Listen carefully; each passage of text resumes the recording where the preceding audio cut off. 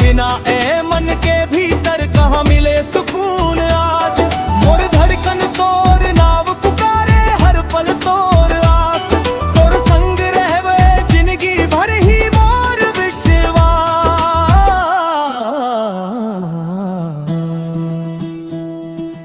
होर सजनी ओ मोर सजनी,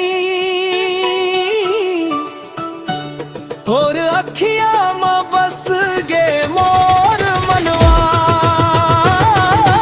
और बिना कहीं से कटती जिंदगी, और बिना सुना लागे जिंदगी। और सजनी ओ मोर सजनी, और माया मोर सास में बसे।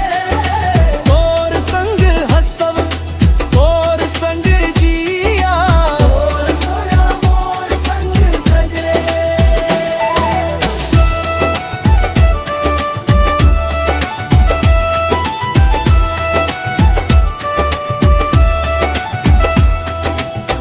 दूर दूर तक रास्ता देखब, तोर आहट खोजत रहब।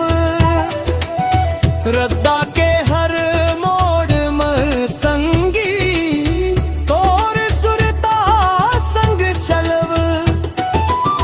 पायल के रुन झुन सुन के मन में लहर उठ जाथे।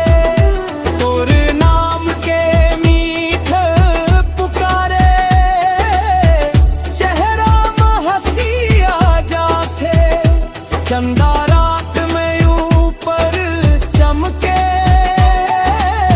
तोर रूप के याद दिलाए।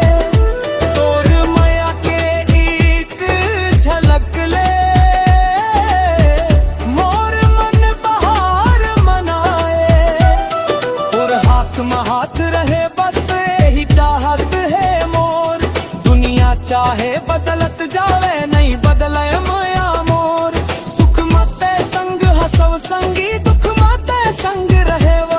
जिंदगी के हर रगदा मते मोर संग संग चलवा।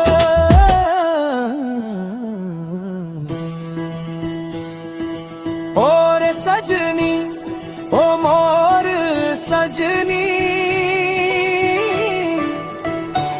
तोर अखियां